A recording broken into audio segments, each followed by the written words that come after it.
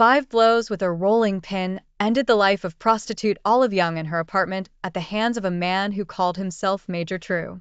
To ensure his victim was dead, the perpetrator wrapped a belt from her robe around her neck and strangled her. Attempt to conceal the crime. He then dragged the body and left it on the bathroom floor, placing 2 pillows under the bed cover to imply that someone was sleeping. Before leaving the apartment, a cleaning woman arrived, and he gave her a small amount of money and asked her not to wake the lady. He had taken some money and jewelry from the apartment. Discovery of the crime. The crime was discovered on the morning of March 6, 1922. On that day, True bought a new suit to replace his blood-stained one and pawned some jewelry before being arrested by the police and taken to prison. Imprisonment and madness. The cleaning woman who had arrived earlier identified him, as she had met him in the victim's apartment before.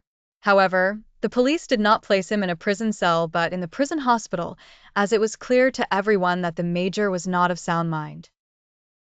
Doctors and the Major's health condition. The doctors who examined him confirmed that he was insane. True had been eccentric since childhood and became addicted to morphine as he grew older. His condition worsened during World War I when his plane crashed during training, leaving him unconscious for 2 days. Since 1916, Ronald True had been visiting neurological clinics, and in 1920, he showed signs of schizophrenia. He would sometimes act like a small child, running imaginary horse races and rejoicing when his horse won. When he lost, he claimed it was the other Ronald True who lost, not him. The life of the Mad Major. Outside mental institutions, Major True wandered bareheaded because hats, he claimed, hurt his head. He spoke of his wartime heroics and boasted of his rank as major. He claimed to friends and acquaintances that he still carried out secret and mysterious missions for the army and nation.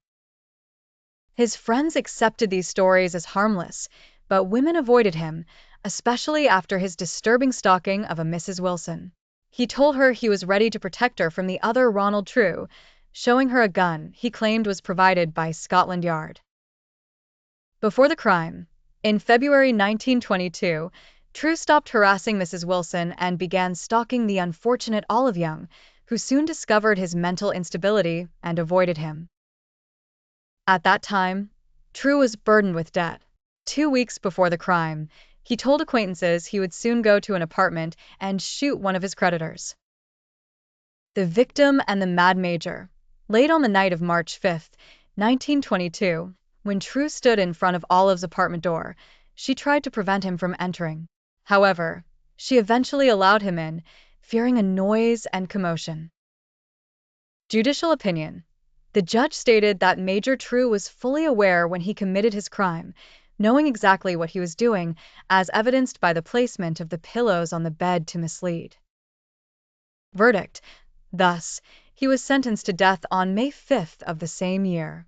However, since English law prohibits executing the insane, and after 3 doctors confirmed that the perpetrator was insane, Major Ronald True was confined to a mental institution, where he died in 1951 at the age of 60.